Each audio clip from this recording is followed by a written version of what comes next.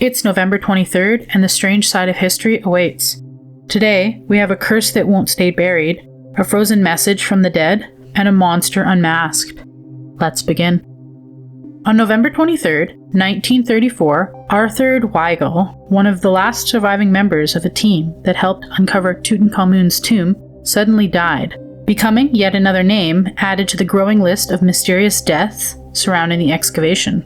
By then, over 20 people connected to the tomb were already gone, many under strange or abrupt circumstances. But Weigall's death unsettled the public in a different way, because he was the man who had helped spread the idea of the mummy's curse in the first place. Weigall had been one of the earliest journalists documenting the dig, famously warning that disturbing a pharaoh's resting place could bring consequences.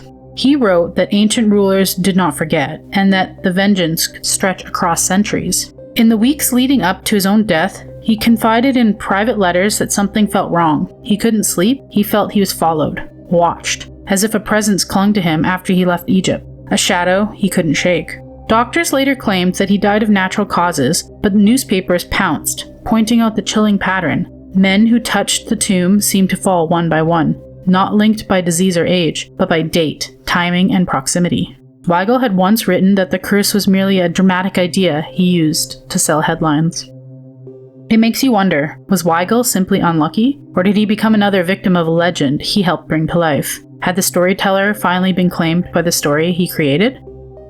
On November 23, 1850, a search party moving across the frozen emptiness of King William's Island made a discovery that would deepen one of history's coldest mysteries. Wedged beneath a pile of stone, they uncovered a single sheet of weather-beaten paper, one of the only written messages ever recovered from the doomed Franklin expedition, whose crew of 129 ultimately perished in the Arctic with no survivors. The note was unsettling from the start. Most of it had been written months earlier in the calm, steady handwriting, but the margins, those told a different story. Frantic scrawls, jagged and uneven, crowded on the edges. In those desperate lines, the searchers learned that the horrifying truth. Both ships, Eerie and Terror, had become hopelessly trapped in the ice. Supplies were failing, officers were dead, and the remaining crew had abandoned the vessel, marching into the Arctic wasteland with no shelter, no heat, and no real chance of survival. The men reading the message stood surrounded by miles of untouched ice, no footprints, no bodies, no signs, as if the expedition simply dissolved into the polar night.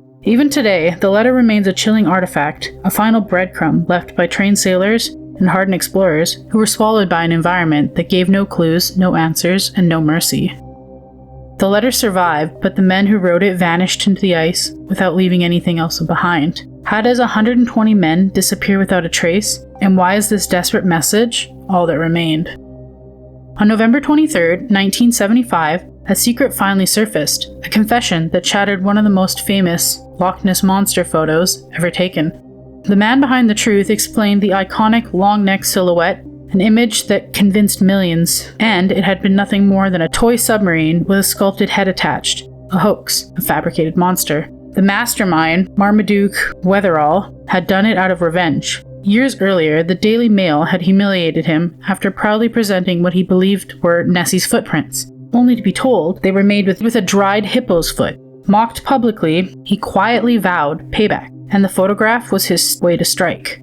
But here's where the story turned strange. Even when the confessions came out, researchers pointed to something else. Multiple eyewitnesses had been reporting the Loch Ness in the exact week the hoax photo was staged. Independent accounts from fishermen, tourists, and locals described a large dark shape moving beneath the water long before anyone ever saw the fake image. Whatever they witnessed, it wasn't his toy. And in the end, they would learn that one of the famous photos was manufactured, but what about the sightings and the stories that predated the hoax by decades? So the famous photo was fake, but that doesn't explain the sightings and how they still continue today. So was it really all in our mind? Another day, another strange bite from history. Like, comment, and subscribe. Your next eerie dose is just a day away.